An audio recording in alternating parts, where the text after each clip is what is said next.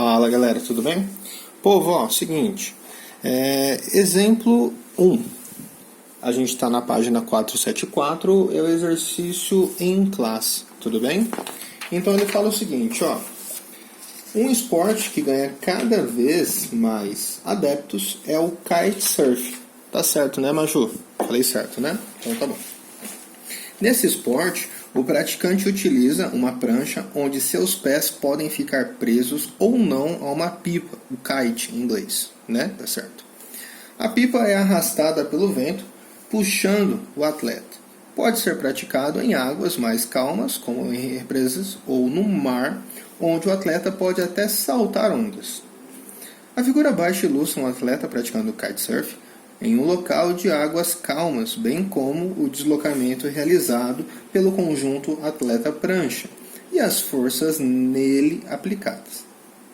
Para facilitar a análise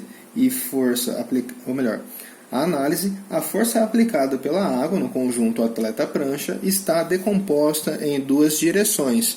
Então, o meu FAX aqui, meu FAY, é a decomposição da força da água, beleza? Em cima do indivíduo. Está decomposta em duas direções, paralela e perpendicular ao deslocamento. Sabe-se que a massa do conjunto atleta-prancha é de 80 kg, está aqui. A aceleração do conjunto é constante a 0,5 metros por segundo ao quadrado. A intensidade da componente horizontal da força aplicada pela água, quer dizer, em cima do cara, é de 10 newtons.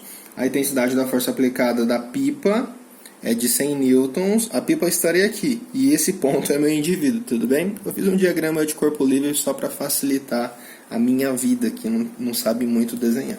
E a gravidade é dada a 10 metros por segundo ao quadrado. Nessas condições, o conjunto realiza um movimento retilíneo, deslocando-se 20 metros, então eu sei que o meu deslocamento vale 20 metros. Tranquilo? Item A. Determine o trabalho da força peso e das componentes das forças da água. Então vamos ao trabalho da força F. Então o trabalho de F seria F vezes o deslocamento, ele não é nada perpendicular. Então eu tenho que lembrar do cosseno do ângulo. Trabalho da força é a F, que vale 100. O deslocamento, que vale 20. E o cosseno do ângulo, cosseno de 60, meio. Opa, então, meio. Quem quiser escrever 1 sobre 2, fique à vontade. Então, o trabalho da força, 20 vezes meio, meio é metade. Metade de 20 é 10, 100 vezes 10, 1000 joule. Então, eu tenho 1000 joules de força, ou melhor, do trabalho realizado por esta força da pipa. Fechou? Só que no item A ele não pede só o trabalho da força, ele pede o trabalho da força peso. Então seria peso vezes a variação do espaço vezes o cosseno do ângulo, beleza? Só que nesse caso eu já sei uma coisa, vale quanto? 0. Aí você vai falar, oxe, tá louco? 0? Por quê? Olha o peso, olha o deslocamento. Que ângulo é formado entre a força e o deslocamento? 90. É trabalho nulo. Trabalho nulo. Perpendicular. Lembra? Cosseno de 90 é 0. 0 é tudo. Então, quanto dá esse trabalho? 0. Professor, então nessa sacada aí eu já vou aproveitar alguém. Quem?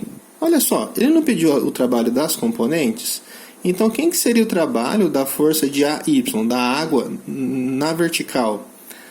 Seria a força AY vezes o deslocamento vezes o cosseno do ângulo. E olha só, deslocamento, força, ângulo, 90. Puxa, olha que difícil. Então, o trabalho da força AY vale 0 joules também. De boa? Então, agora só tem que me preocupar com quem? Agora, com a força horizontal do atrito, ou melhor, da força da água. Então, nesse caso, seria trabalho é igual a força de AX igual a própria força AX vezes o deslocamento vezes o cosseno do ângulo. Força de AX foi dada? Foi 10 newton. Deslocamento foi dado? 20. Agora vem uma coisa. Que ângulo que é entre o deslocamento e a força? Tudo isso. Isso é 180. E quanto vale o cosseno de 180? Menos 1. Então, quanto que vai dar o trabalho da força AX? 10 vezes 20, 200 com menos 1, menos 200 joules. Lembrando, esse caso é um trabalho negativo. E trabalho negativo é chamado de trabalho resistente. Então, o trabalho da pipa é um trabalho motor, positivo. Já o trabalho da água é um trabalho resistente, negativo. Enquanto que o peso e a normal, digamos assim, a força da água na vertical, é nula por ser perpendicular. Perpendicular, tudo bem? No item B, ele pede para você calcular a resultante das forças que atuam no conjunto. Então, recordando, a força que eu tenho no conjunto são essas. A força de AY e a força peso, elas se anulam, porque esse indivíduo está sendo um deslocamento só para a direita, não inclinado, ok? Então, se ele está indo só para a direita, significa que elas se anularam e, além disso, que a força F bate a força da decomposição da força água na horizontal. Mas eu não posso utilizar essa F, eu tenho que usar quem? A F de X. Então, aqui, nessa situação, eu posso falar o seguinte, que a força da água Y e a força peso, elas se anulam. E eu tenho somente agora a força da água em relação a X e a força F. Mas eu não vou usar a forma dela. Ah, melhor ainda, eu já falei que as duas se completam, não. Lembrem-se sempre, eu tenho uma força aqui na decomposição que seria a F de X, e aqui eu tenho uma F de Y. E é a junção dessas duas que dá a força-peso. Ó, o professor estava falando errado naquela hora. Então quer dizer que a soma dessas duas resulta na força-peso. Então a F de AY não é igual ao peso, tudo bem? Retratando aí, ó. Professor, beleza. Então já que essa força F de AY junto com a F de Y somadas anula o peso, só sobrou essas duas. E além disso, eu sei que o deslocamento está sendo para a direita. Então, já que o deslocamento está sendo para a direita, o que eu consigo confirmar também? Que a força resultante vai para onde? Para a direita. A força final está indo para onde? Para a direita.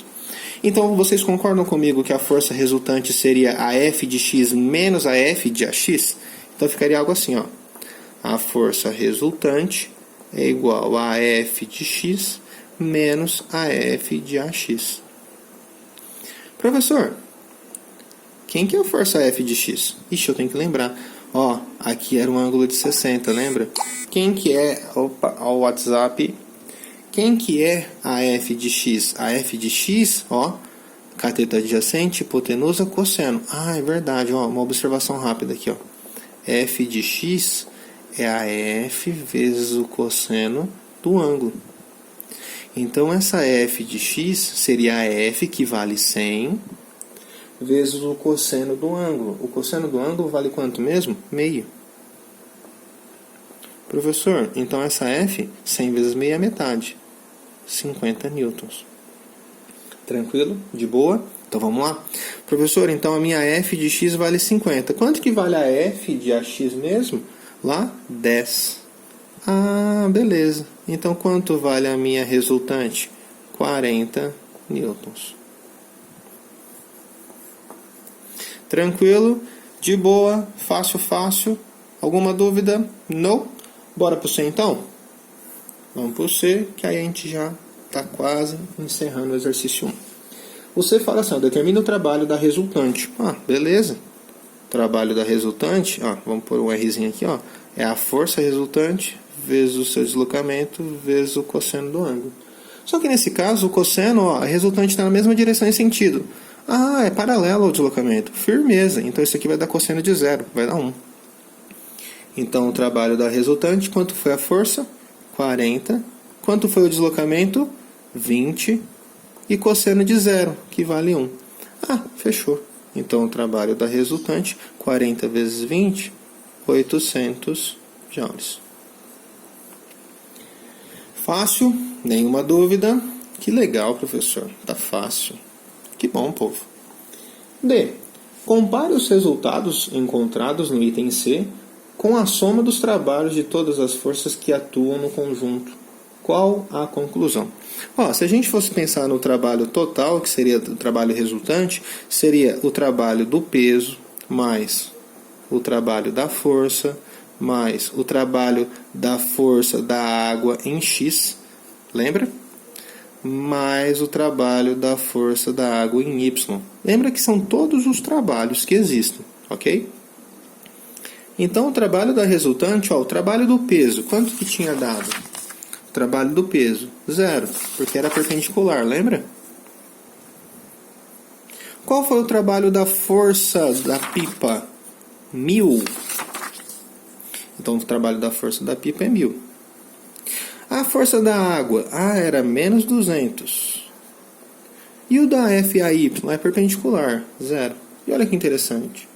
O trabalho da resultante, 1000 menos 200, 800 joules. Que é justamente quem? O trabalho da força resultante aplicado na maneira direta. Tudo bem? Alguma dúvida, povo? Não? Então esse era o exercício 1. E aí, povo, voltei. Exercício 2, O exercício 2 diz o seguinte: um espectrômetro de massa é um aparelho utilizado para separar íons de acordo com o valor da razão entre a carga elétrica Q e a massa m dos íons. Um certo tipo desses aparelhos possui um seletor de velocidades, no qual apenas íons com determinada velocidade v atravessam um orifício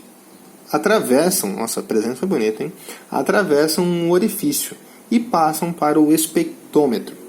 No espectrômetro há um campo magnético uniforme e os íons ficam sujeitos à ação de uma força magnética, fazendo-os descrever uma trajetória circular.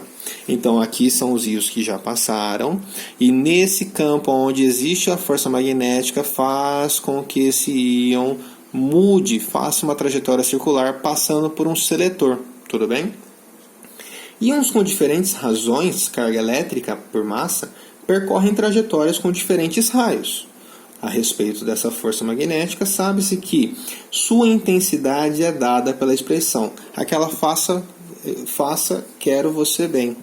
Então, força magnética é igual ao módulo da carga vezes a velocidade vezes o campo. E a direção é perpendicular à velocidade do íon e o campo magnético. E ao campo magnético, perdão. Tudo bem? Nessa situação, o trabalho que a força magnética realiza sobre os íons então o trabalho da força do campo magnético, ou melhor, da força magnética, o trabalho que a força magnética. Vamos pensar o seguinte: se o meu íon está fazendo essa direção, essa trajetória, algo fez com que ele fizesse essa curva, senão ele iria reto. O que fez essa curva? A força magnética. Então eu posso pensar no seguinte: que a força magnética está puxando esse cara para cá. Mas ele diz o seguinte: a sua direção é perpendicular à velocidade. E olha só que engraçado, a velocidade não está vindo para cá? Professor, tá? O íon vem para cá. Nesse instante. Nesse instante aqui, como que estava? A força magnética está para cá. E a velocidade está para onde? Sempre perpendicular. Professor, então peraí. A força e a velocidade, elas sempre vão estar em perpendicular. E ele diz que a direção é perpendicular à velocidade do íon. Então peraí. Significa o seguinte: que essa minha força, ela também vai estar perpendicular quem? Ao deslocamento desse íon. Então, traduzindo, se é perpendicular, eu posso falar que o trabalho dessa força magnética seria igual à força magnética vezes o deslocamento vezes o cosseno do ângulo. Por ser perpendicular, isso aqui vai dar quanto? 0. E se isso dá 0, então quanto que dá o trabalho da força magnética? 0 joules também. Quer dizer que vai ser um trabalho rotulado nulo. Tudo bem? Item E, a resposta. Fechou, meu povo? É isso, o 2. E aí, galera? Ó, último exemplo. Eita, pega. Voltou. Aí. Último exemplo. Exercício 3. Ele diz assim: um garoto brinca com o seu carrinho puxando com um fio. A força de tração T aplicada pelo fio ideal sobre o carrinho está indicada na figura. Então vocês têm a figura aí do carrinho sendo puxado pela criança, onde você percebe um ângulo, ok? Do deslocamento e a tração. Enquanto a criança se diverte, a força de tração varia e sua projeção na direção do movimento em função do espaço está indicada no gráfico a seguir. Então eu tenho a função da força pelo espaço, ok? Aí ele diz o seguinte: o trabalho da força T ao longo desse movimento vale. Então é um trabalho de força variável. E pera lá, se eu estou trabalhando com um gráfico onde eu tenho força por área, excelente. Ou melhor, força pelo deslocamento, excelente. Basicamente o trabalho seria quem? O trabalho é a área de cima menos a área de quem? De baixo. Tranquilão? De boa? Então vamos calcular cada uma dessas áreas. Ó, vamos lá, área de cima. Então a área de cima é essa região. Isso seria a área de um trapézio, professor. Ah, beleza. Então é base maior. Qual é o valor dessa base inteira? Ó, 8. Base menor, que seria esse cara. Então seria de 3 a 6. 3. A altura. Ah, professor, a altura você não colocou. Ê, marmota. 30. Sobre quanto? 2. Excelente. Quanto que me dá isso? Ah, 8 mais 3, 11, vezes 30. Então vai dar 11 vezes 30, vai dar 330 sobre 2. 330 sobre 2, metade de 300, 150, metade de 30, 15. 165. 10, 12, 13, 2, ok. Então essa área equivale a 165. Eu não posso usar unidade de medida aqui porque é igual numericamente, tudo bem? Ah, eu acho que eu até esqueci de falar isso na hora da teoria, perdão. Então o trabalho é igual numericamente à área. De boa? Até coloquei o Nzinho lá em cima, ó, pra gente lembrar. Agora vamos calcular a área de baixo? Ó, essa área de baixo, professor, é um triângulo. É base vezes altura dividido por 2. Quem é a base? Ó, 8 para chegar em 12, 4. Então é base. Professor, a altura você esqueceu de novo, marmota. Quanto que vale a altura? Ah, professor, a altura ele não falou. Ixi, porque eu precisava dela e aí dividido por 2 resolvia. Já era. E agora, como que eu posso resolver isso daí? Para resolver isso daí, a gente pode pensar no seguinte, ó. Tá vendo esses dois triângulos? Eles são ditos semelhantes. Olha o motivo. Ângulo de 90, ângulo de 90, ângulo oposto pelo vértice. Então, peraí, tem dois ângulos iguais já. Excelente. Então, já posso encontrar uma relação de semelhança entre esses dois. Olha outra coisa legal. De 6 para 8 são quanto? 2. De 8 para 12 são quanto? 4. Peraí, a base é o dobro. Já que esses triângulos são semelhantes, se eu dobrei a base, o que acontece com a altura? Dobra. Se aqui era 30, aqui vai ser quanto? O dobro, 60. Ah, é claro, aqui nessa situação é negativo, mas na utilização a gente usa a parte positiva. Tudo bem? Então vai ser 4 vezes 60, dividido por 2. Ah, ok. Posso simplificar aqui, ó. Resulta em 2. 2 vezes 60, 120. Então a área da parte de baixo é 120. Sem problema nenhum. Então como que eu faço agora para calcular o trabalho? Então o trabalho é igual numericamente, não vamos esquecer, a área de cima, 165 menos a área de baixo, 120. Então o trabalho é igual numericamente a 45 joules. Tudo bem? Aqui você pode até colocar o trabalho da tração. Ok? Nenhuma dúvida, povo? Então, excelente. Tarefas, claro, a mínima e a complementar, sem contar o desafio. Fechou? Beijo, povo. Até mais.